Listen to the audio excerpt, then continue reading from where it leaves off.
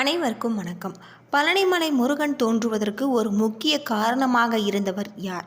இந்த பழனிமலை இங்கு தோன்றுவதற்கு காரணம் என்ன அப்படிங்கிறத பற்றி தெரிஞ்சுக்க போகிறோம். வீடியோ ரொம்பவே பயனுள்ளதாக இருக்கும். வீடியோவை கடைசி வரைக்கும் ஸ்கிப் பண்ணாமல் பாருங்கள். உங்களுக்கு பழனி முருகன் பிடிக்கும் அப்படின்னா பழனி முருகனுக்கு போற்றி அப்படின்னு சொல்லிட்டு மறக்காமல் கமெண்ட் பண்ணுங்கள். வாங்க வீடியோக்குள்ளே போகலாம். பழனிமலை தோன்றுவதற்கு ஒரு முக்கிய காரணமாக இருந்தவர் அப்படின்னா இடும்பன். பழனியில் இடும்பனுக்கு என்று தனி கோவில் இருக்குது. ஆனால் பழனிக்கு செல்லும் சில பக்தர்கள் இடும்பனை தரிசிப்பது கிடையாது. பழனிமலை முருகனை தரிசித்து விட்டு முழுமையான அருள் பெற வேண்டும் என்றால் முதல்ல நாம் இடும்பனை தரிசித்து விட்டு தான் பழனிமலைக்கு செல்ல வேணும் அப்படின்னு சொல்லப்பட்டிருக்கு. முருகனான என்னை வணங்குவதற்கு முன்பு இடும்பனான உன்னை வணங்கியே என் மலையேற வேண்டும் எனவும் இடுமனை வணங்கோருக்கு முருகனை வணங்கிய பலன் கிடைக்கும் என்றும் முருகனே கூறியிருக்கார். இவ்வளவு சிறப்பு வாய்ந்த இடுமனை தரிசிக்காமல் இனி பழனிமலைக்கு பக்தர்கள் செல்லக்கூடாது. அசுரர்களுக்கு வித்தைகளை கற்றுக் கொடுப்பது தான் இடும்பரசரின் வேலை. சூரபத்மன், பானுகோபன், கஜமுகாசுரன், சிங்கமுகன் இந்த அசுரர்களுக்கு எல்லா வில்லையுமே செய்து கற்றுக் கொடுத்த ஆசிரியராக இருந்தவர் இடும்பன். முருகப்பெருமான் இந்த அசுரர்களை எல்லாமே வதம் செய்த பின்பு இடும்பனை சிவனை நினைத்து பூஜை செய்ய ஆரம்பித்தான். ஒரு முறை அகத்தியருக்கு சிவமலையும் சக்தி மலையும் தேவைப்பட்ட காரணத்தினால முருகப்பெருமானிடம் வேண்டி இந்த 2 மலைகளையுமே பெற்றுக்கொண்டார்.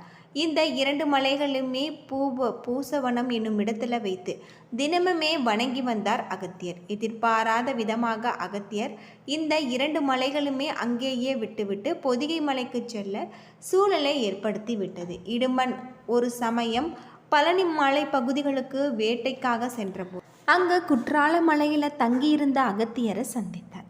இடும்பனுக்கு முருகப்பெருமானை சந்திக்க வேண்டும் என்ற ஆசை இருந்ததை அகத்தியரும் கூறியிருக்காங்க.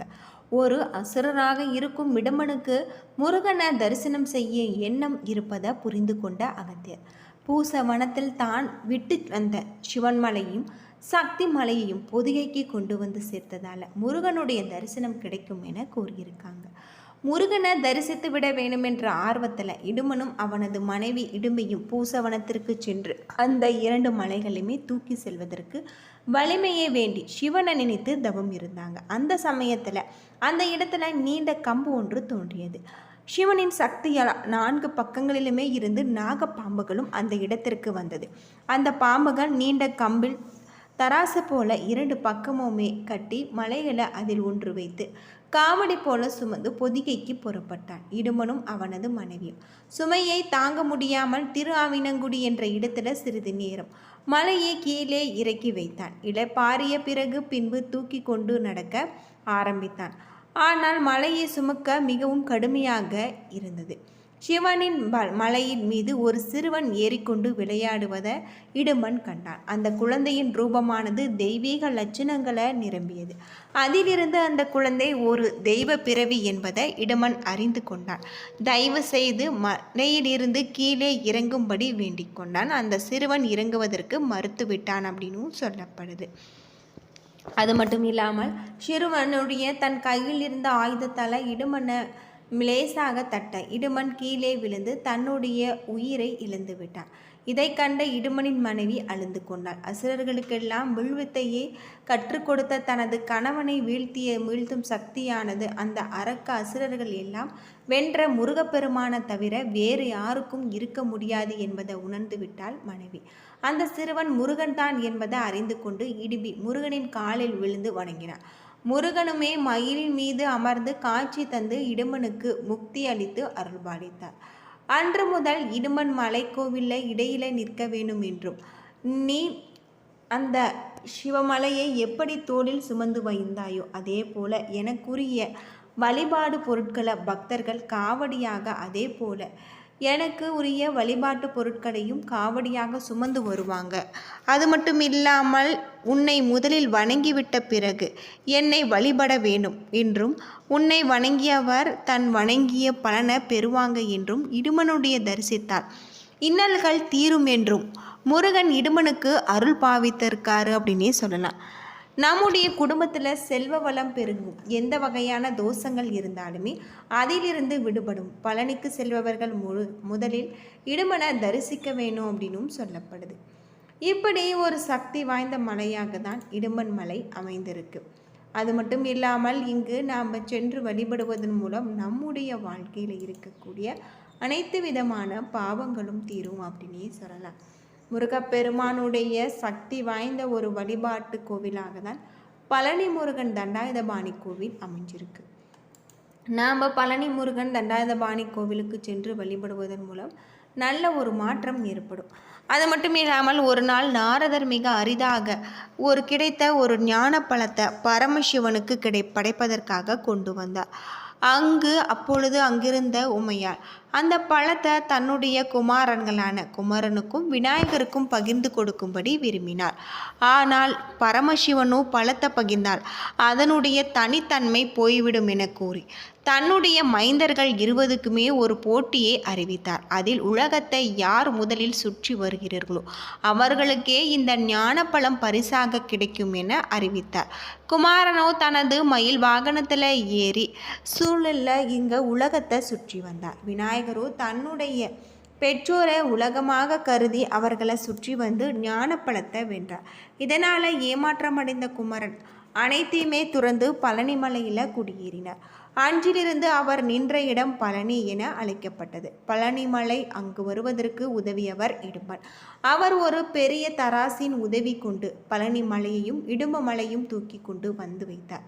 புராணங்களின்படி பெயர் காரணங்கள் வழங்கப்பட்டாலும் பழனம் என்ற பழந்தமிழ் சொல்லின் அடிப்படையில் உருவான பெயரே பழனி. பழனம் என்ற சொல் விளைச்சலை தருகின்ற நிலத்தை குறிக்கும். அப்படிப்பட்ட தன்னுடைய விளைச்சலை நிலம் நிறைந்த பகுதி என்பதால் பழனி என பெயர் உருவாகியிருக்கு. முருகனின் சிலை நவபாசானத்தால் சித்தர்களில் ஒருவரான போகரால் வடிவமைக்கப்பட்டது. நவபாசானம் எனப்படும் 9 வகையான நச்சுப் பொருட்கள் சேர்ந்தது. நவபாசான சிலைகள் மீன்களை போன்ற செதில்களை கொண்டதாக கூறப்படும். தற்போது இந்த சிலை சிறிது பழுதுபட்டுள்ளது. இரவில் இந்த சிலையின் மீது முழுவதுமாக சந்தனம் பூசப்பட்டு காலையில் விஸ்வரூப தரிசனம் காணும் அனைத்து அடியவர்களுக்குமே சிறு வில்லை பிரசாதமாக வழங்கப்படுகிறது. இது மிக சிறந்த மருதாக கருதப்படுது.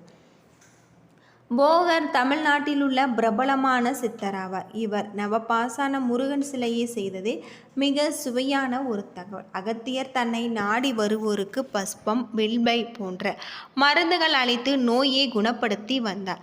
போகரோ நவபாசனம் கொண்டு செய்த வில்லைகளை தன்னை நாடி வருவோருக்கு அளித்து வந்திருக்கார். அகத்தியர் மருந்துகளால் சீக்கிரம் மக்கள் குணமடைந்து வந்தார். ஆனால் போகருடைய மருந்துகள் வீரியம் அதிகமாவதால் மக்கள் உயிர்ந்தார்.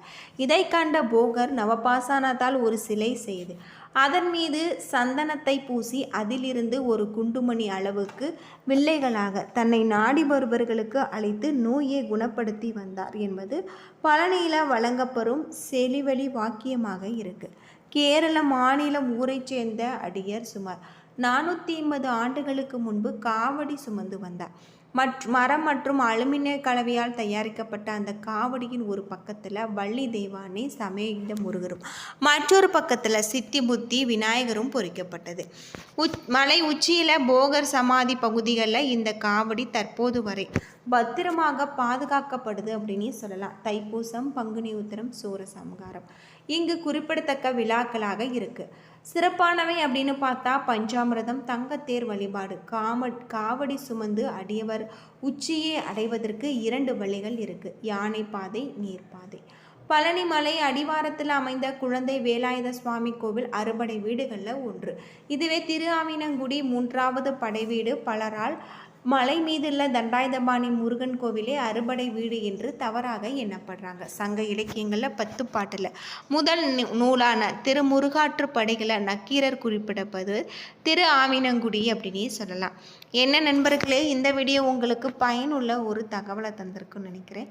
வீடியோ பிடிச்சிருந்தால் லைக் பண்ணுங்கள், ஷேர் பண்ணுங்கள், கமெண்ட் பண்ணுங்கள். நன்றி நண்பர்களே.